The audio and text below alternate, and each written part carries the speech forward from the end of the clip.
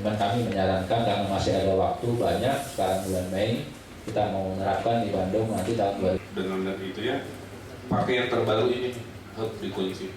Nah, data-data itulah yang akan menjadi sumber dari segala sumber. Mungkin itu yang tidak ada di RKPD tentu saja karena sangat detail. Iya, maaf, Bapeda, karena ini harus sesuai dengan schedule di Bapeda. Ya, Rapim ini membahas dua hal penting.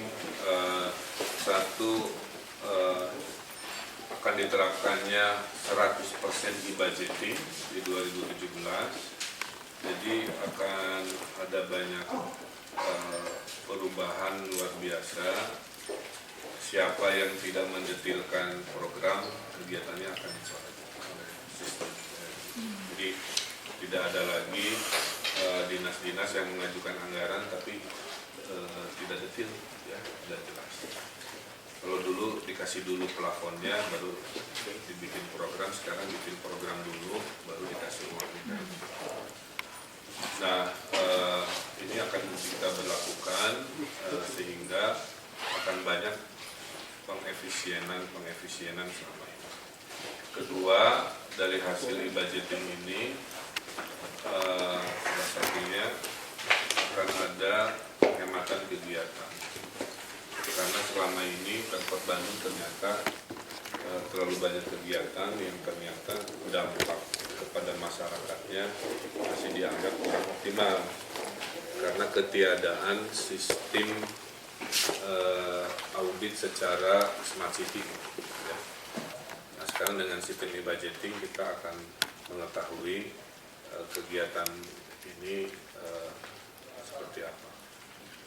Pemkot Bandung masih di atas 15.000 kegiatannya, terlalu banyak. Sementara kota lain khususnya Surabaya itu setengahnya dari kita. Jadi tahun depan akan kita efisienkan. Tapi sebelum ada e-budgeting susah memappingnya. Ya. Kira-kira niat positifnya seperti itu. Kemudian ukuran keberhasilan bukan lagi persentase serapan anggaran, tapi kebermanfaatan kepada masyarakat yang akan menjadi ukuran keberhasilan.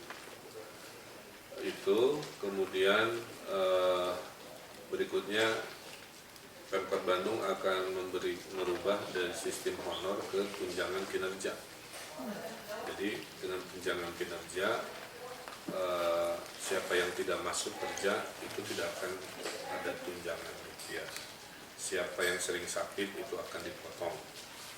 Di Jakarta diketahui menurut konsultan gara-gara tunjangan kinerja yang biasa sakit 30% sekarang hanya 5%. Karena dulu dikit itu sakit jerawat izin orang masuk gitu. Menurut tim konsultan analisa di Jakarta yang biasa waktu sistem honor karena sakit tidak sakit kan tetap dikasih ya tunjangan itu 30% yang sakit per tahun, sekarang hanya 5%. Nah di Bandung juga kurang lebih masalahnya pun mirip-mirip ya. Kemudian orang-orang yang tidak diketahui rimbanya karena datang kan terus dibayar, sekarang dengan tunjangan kinerja dia tidak bisa lagi. Kemudian jadi nah ini mungkin bahasa kutipannya ya. Jadi PNS ini dituntut negara bekerja 6.000 menit per tahun. Jadi 6.000 menit, ada 6.000 menit berkualitas, ada yang kurang berkualitas. Nah dengan sistem ini kita akan tahu. Ada yang habisnya hanya menerima tamu, ada yang habisnya bertempur di lapangan, membela Perda kan nggak fair ya. Nah sekarang akan dibedakan. Yang kegiatannya mudah dengan kegiatan susah itu poin rupiahnya gitu. Nah dengan kombinasi e-budgeting dan tunjangan berbasis kinerja, insya Allah harapan kita reformasi birokrasi di Kota Bandung ini sudah mencapai puncaknya. Jadi target tahun depan kan kami mengejar WTP, mengejar LPPD dan mengejar reformasi anggaran. Kalau itu sudah ke checklist, harapan kita reformasi di Bandung bisa dipertanggungjawaban secara 100%. Itu terus kemudian nanti ada rapat persiapan acara Bung Karno ya, tapi saya nggak bisa karena harus di Jakarta.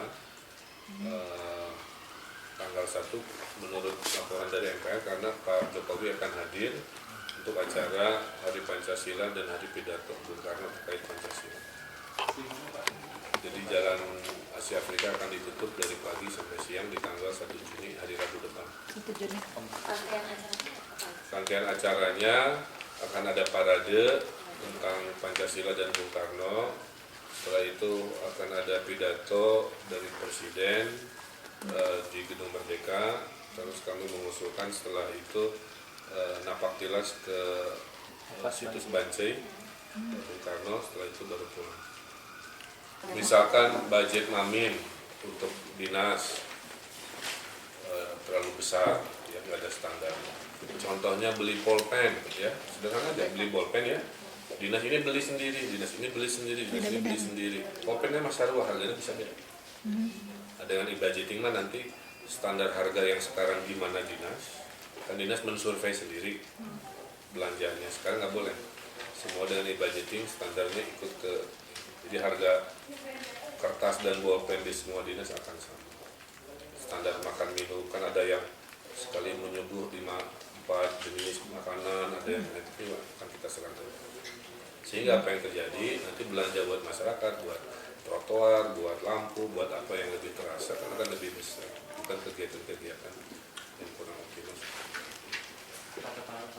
Nominalnya berapa? Yang dibilang umrosan sampai 15.000 ya? Ya belum bisa diaudit, hanya intinya kalau diperbandingkan dengan kota lain kita masih terlalu banyak kegiatan untuk APBD Kota Bandung. Kegiatannya itu berupa pembelian sesuatu atau kegiatan acara? Ya macam-macam. Kegiatan itu bisa pembelian, bisa event. Kemudian akan dilarang transaksi dengan tunai mulai sekarang. Semua harus, jadi nggak ada kejadian kayak di Disbutar gitu ya, bayar artis pakai cash, nggak rawan manipulasi misalkan apa-apa. Semua harus by transfer sehingga bisa diukur nanti ketahuan. Juga jumlah lelang akan karena proporsi lelang dengan penunjukan langsung ternyata terlalu besar penunjukan langsung. Ini akan kita audit. Ada temuan-temuan Pak, misalnya ya ada laporan ke Bapak menemukan sendiri kondisi-kondisi perbedaan harga atau? Ya terlalu detail ya, karena jumlah kegiatan di Bandung kan hampir 15.000. 15.000. Rumah ngecek 15.000 kegiatan. Kalau tanpa smart city kan, itu jadi ternyata jawaban terhadap Indonesia ini menurut saya ya, mereformasi birokrasi itu dengan teknologi. Dengan teknologi itu penyakit menahun selesai. Korupsi ketutup, tadi ketidakefisienan ketutup sekarang. Jadi nggak ada lagi peluang kayak tadi siluman-siluman istilah Pak Ahok kan, anggaran siluman-siluman itu bisa. Ada event-event yang mungkin dihapus Pak gitu. Nah, itu tadi kalau dia tidak bisa menjabarkan tujuannya apa, detailnya seperti apa, itu nggak akan saya setuju karena dia harus menjawab apakah kegiatan ini nyambung ke RPJMD, mana babnya yang nyambungnya, apakah tujuan ini menjawab musrenbang, mana musrenbangnya. Nah kalau dia nggak bisa menjawab referensi-referensi ini, berarti dia ngarang-ngarang hanya untuk menghabiskan. Padahal tujuan keberhasilan pembangunan kan ukurannya mencapai RPJMD, mencapai jangka panjang kita, memenuhi aspirasi musrenbang kan begitu, memenuhi rencana kerja strategis, lain strategis. Artinya bakal lebih selektif gitu Pak? Iya. Nah saya agak kesulitan 2 tahun ini karena tidak punya instrumen smart city. Nah dengan smart city yang sudah skala kecepatan penuh 100%, saya bisa, misalkan gini, kita tahu dari mana kemiskinan menurun. Nah, dengan e-budgeting yang baru ini kita tahu kemiskinan nanti keluar red. Oh ada anggaran anu di dinsos, anggaran anu di anu kan, apakah duplikasi, apakah tidak nanti. Nah terus kita sekarang juga akan membuat One Data Policy, akan kita mulai bulan depan. One Data Policy itu kita akan survei semua urusan Kota Bandung sehingga datanya nggak ada beda-beda lagi.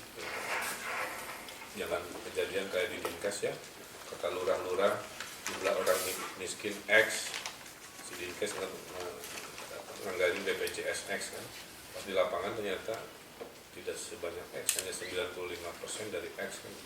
Nah, ini disangkanya ada kerugian negara padahal hanya gara-gara salah data. Pak, bagaimana Smart City ini menjawab tentang penanganan masalah sosial misalkan? Sekarang di kota lain kita lihat bahwa banyak terjadi masalah kejahatan seksual. Smart City juga bisa mungkin menjawab. Ya, jadi Smart City itu adalah media untuk mengambil keputusan lebih cepat, lebih akurat. Sebenarnya itu aja. Saya kan nggak ada Smart City, kemarin membedah 15.000 kegiatan. Yang ada kan saya bisa coret, bisa kurangi, bisa perbandingkan. Jadi intinya ya bisa, hanya kalau teknis kan harus spesifik.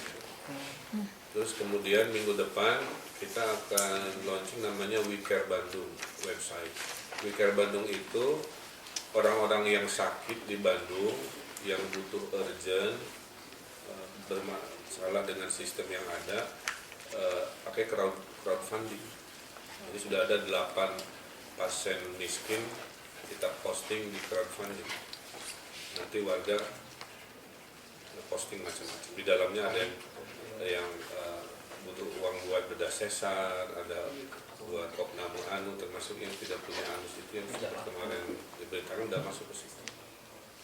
Kita bisa gitu ya Pak? Kita bisa tapi versi kesehatan. Itu yang ngelolanya siapa Pak? Yang ngelolanya ada dari Dinkes nanti sebagai Anggarannya berarti masuk ke anggaran mana? enggak, kita mah hanya polisi lalu lintas. Hanya menyebarkan informasi, terus nanti mengelola lalu lintas informasi. Kan langsung itu saya kabarin kalau sudah.